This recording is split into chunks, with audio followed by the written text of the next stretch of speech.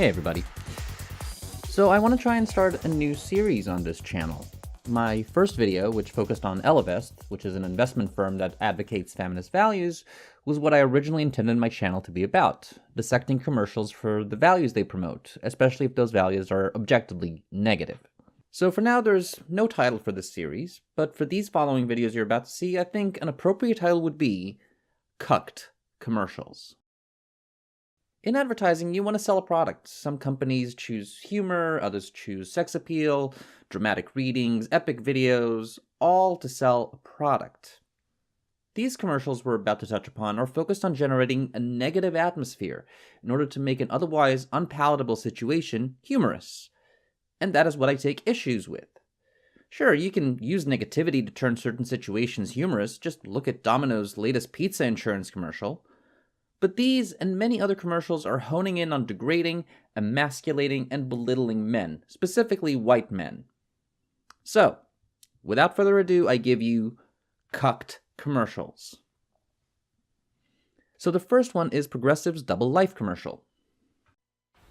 Dale? Dale! Oh, hey, Rob. And right off the bat, Dale here is actively ignoring his buddy because he's ashamed of refueling a minivan. Traditionally not a guy's vehicle. Okay, that's fine. It's humorous, I get it. Haha. Dale, honey, is your tummy still hurting, or are you feeling better to ride in the front seat? And as soon as his wife enters the picture, the belittling begins. And you can see it on his face. What wife, clueless or otherwise, would engage in an act of patronizing their husband publicly, infantilizing him in front of his friends, whom she also treats as she would a child? Oh, is this one of your motorcycling friends? Ooh, got soft hands. He uses my moisturizer. So as a coup de grace of Dale's humiliation, the status of his hands comes into play. Nitpicky, I know, but a lot of men take pride in having calloused, rough hands. It shows that they're not afraid of hard work. And generally speaking, men with soft hands are considered either effeminate or simply privileged to have never worked a day in their lives. So, commercial number one, and by far the least offensive, but still, one that belittles a man and makes fun of him in public. Next.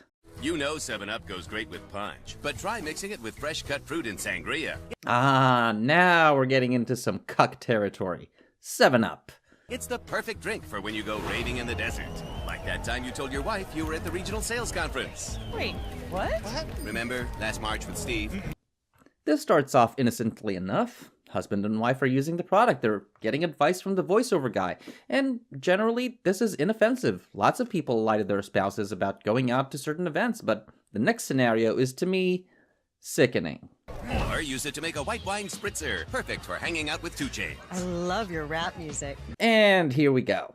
Just look at this scenario. The wife is literally sitting next to her husband, on 2 Chainz' lap, actively flirting with him, while the husband is relegated to an uncomfortable sitting position on a guy who appears to be 3 times his size, and he is belittled, degraded, and downright cucked in the situation. How is this something that would make me want to buy your product, 7-Up?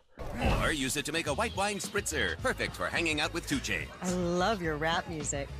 I have a helicopter. Ooh.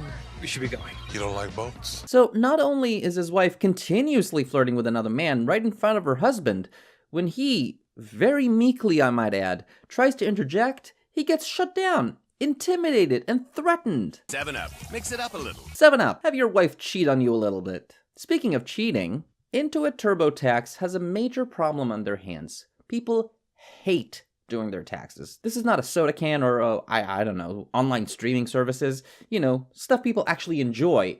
So they came up with a brief that pits people in some untenable or practically unwinnable situations, and when they look at their counterparts for some sort of relief in the commercial, they get the byline. At least your taxes are free. So we open at a hospital set where a couple greets their newborn baby into the world. Oh, he's so beautiful. Aww.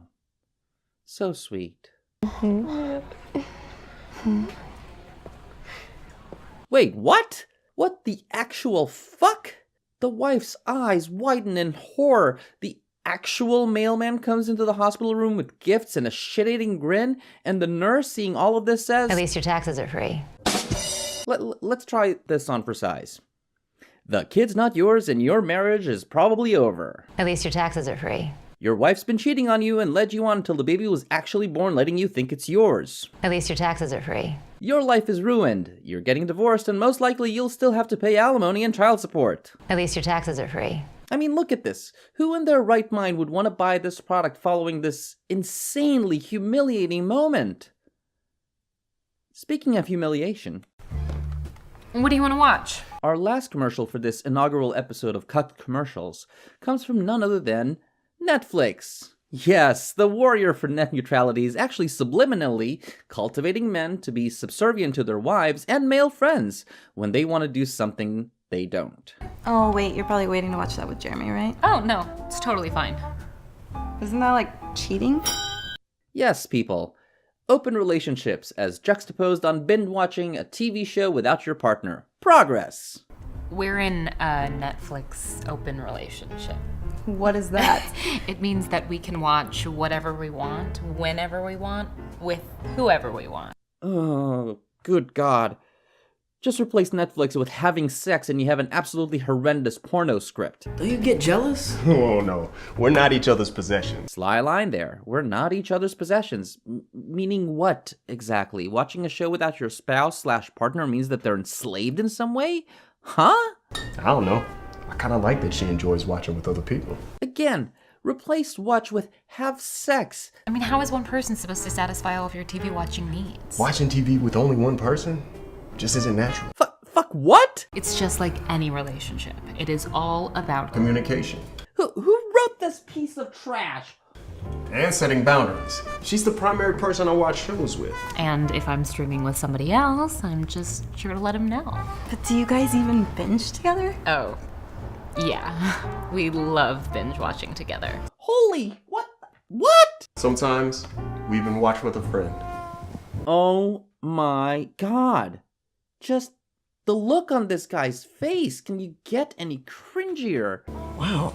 How many people have you watched with? Whoa. Are you watch shaming us? What? No. It's just, think about the logistics. It seems like it'd be a whole lot simpler if you just... Can you committed to believe one this person. guy? He's watch shaming us. Wow. If you can't accept our lifestyle, maybe you should leave. Are you serious? Yeah. Oh my God, this is just pure cringe.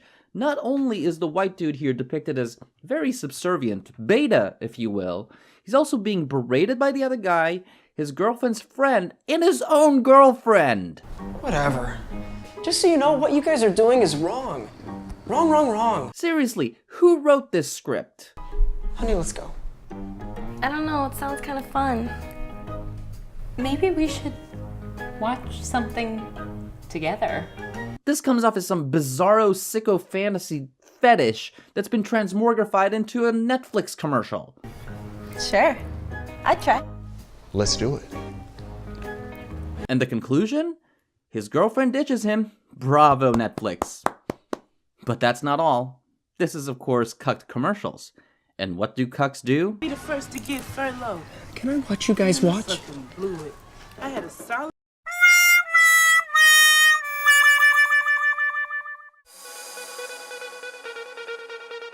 So this is it for this hopefully fruitful endeavor. Let me know what you think in the comments below. If you have any suggestions for commercials for me to review in the future, simply post your links below in the comments. I'm the Finer Print. Peace.